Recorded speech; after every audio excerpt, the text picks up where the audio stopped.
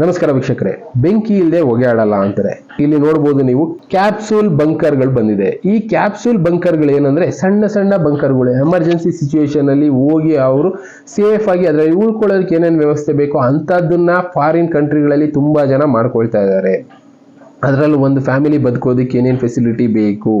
ಎಷ್ಟೋ ಕಂಪ್ನಿಗಳಿದ್ರು ಮ್ಯಾನುಫ್ಯಾಕ್ಚರಿಂಗ್ ಬೇರೆ ಶುರು ಮಾಡ್ಬಿಟ್ಟಿದ್ದಾವೆ. ಮನೆ ಸುತ್ತಮುತ್ತ ಒಂದು 10 ಅಡಿ ಆಳದಲ್ಲಿ, ಒಂದು 5 ಅಡಿ ಆಳದಲ್ಲಿ ಇಂಥ ಬಂಕರ್ಗಳನ್ನ ಕ್ರಿಯೇಟ್ ಮಾಡ್ಕೊಳ್ತಾ ಇದ್ದಾರೆ. ಅದರೊಳಗೆ ಯಾವುದೇ ರೀತಿ ಗಾಳಿ ಅನ್ನೋದು ಬರೋದಿಲ್ಲ.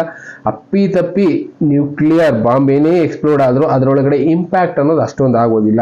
ಆ ರೀತಿ ಸೇಫ್ಟಿ ಅನ್ನೋದು ಆ ಬಂಕರ್ಗಳಲ್ಲಿರುತ್ತೆ. ಅಂಥ ವ್ಯವಸ್ಥೆಗಳನ್ನ ಈಗ ಫಾರಿನ್ ಕಂಟ್ರಿಗಳಲ್ಲಿ ಜಾಸ್ತಿ ಮಾಡ್ಕೊಳ್ತಾ ಇದ್ದಾರೆ.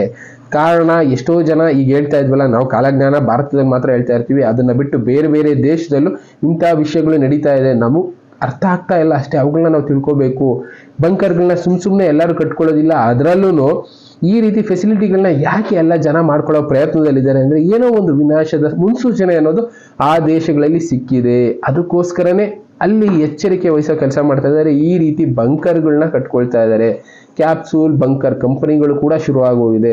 ಒಂದೊಂದು ಬಂಕರ್ ಕಾಸ್ಟ್ ಏನಿಲ್ಲ ಅಂದ್ರೂ 2 ಕೋಟಿ 3 ಕೋಟಿ ನಮ್ಮ ಲೆಕ್ಕಕ್ಕೆ ಅಂತಹ ಬಂಕರ್ಗಳನ್ನ ರೆಡಿ ಮಾಡ್ಕೊಳ್ತಿದ್ದಾರೆ. ಆ ಬಂಕರ್ಗಳಲ್ಲಿ 6 ತಿಂಗಳು ಆರಾಮಾಗಿ ಬದುಕಬಹುದು. ಅದಕ್ಕೆ ಬೇಕಾಗಿರುವಂತಹ ಫೆಸಿಲಿಟಿಗಳು ಅದರಲ್ಲಿ ಮಾಡಿಟ್ಕೊಳ್ತಾ ಇದ್ದಾರೆ.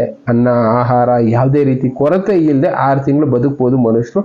ಅಂತ ಫೆಸಿಲಿಟಿಗಳನ್ನ ಮಾಡ್ಕೊಳ್ತಾ ಇದ್ದಾರೆ. ಇನ್ನು ಕೆಲವೊಬ್ರು ಕಡಿಮೆ ದುಡ್ಡಿರೋರು ಸಣ್ಣ ಸಣ್ಣ ಕ್ಯಾಪ್ಸೂಲ್ ಬಂಕರ್ಗಳನ್ನ ಮಾಡ್ಕೊಳ್ತಾ ಇದ್ದಾರೆ. ಇದೇನು ಅಂದ್ರೆ ಏನಿಲ್ಲ ಅಂದ್ರೆ 1 ವಾರ 15 ದಿನ ದೊಡ್ಡ ಇಂಪ್ಯಾಕ್ಟ್ ಆದ್ರೂ ತಡ್ಕೊಂಡು ಅದರೊಳಗಡೆ ಇರಬಹುದು ಫ್ಯಾಮಿಲಿ ಸಮೇತ. ಆ ರೀತಿ ಸಣ್ಣ ಸಣ್ಣ ಬಂಕರ್ಗಳನ್ನ ಕೂಡ ಮಾಡ್ಕೊಂಡಿದ್ದಾರೆ. ಅದರಲ್ಲಿ ಬೆಡ್ಡು, ಫ್ರಿಜ್ಜು, ಏನೇನು ಬೇಕು ಬೇಸಿಕ್ ಫೆಸಿಲಿಟಿ, ಅಂತ ಫೆಸಿಲಿಟಿಗಳನ್ನ ಮಾಡಿಕೊಂಡು ಈ ಕ್ಯಾಪ್ಸೂಲ್ ಬಂಕರ್ಗಳನ್ನ ಮಾಡ್ಕೊಳ್ತಾ ಇದ್ದಾರೆ. ಅಂದ್ರೆ ವಿನಾಶದ ಅಂಚಿಗೆ ತಲುಪ್ತಾ ಇದ್ದೀವಿ ಅಂತ ಕೆಲವಷ್ಟು ಜನಕ್ಕೆ ಅನ್ಸಿದೆಯೇನೋ, ಅದಕ್ಕೆ ಈ ಬಂಕರ್ಗಳನ್ನ ರೆಡಿ ಮಾಡ್ಕೊಳ್ತಾ ಇದ್ದಾರೆ. ಇಂಥ ವಿಷಯಗಳು ನಮ್ಮ ಪ್ರಪಂಚದಲ್ಲಿ ಮೂಲೆ ಮೂಲೆನಲ್ಲೂ ನಡೀತಾನೆ ಇದೆ. ಅಂಥ ವಿಷಯಗಳನ್ನ ನಾವು ತಿಳ್ಕೊಳ್ತಾ ಇರ್ತೀವಿ, ನಿಮಗೆ ತಿಳಿಸೋ ಪ್ರಯತ್ನ ಮಾಡ್ತಾ ಇರ್ತೀವಿ. Thank you. ಮತ್ತೆ ಸಿಗ್ತೀವಿ. Good bye.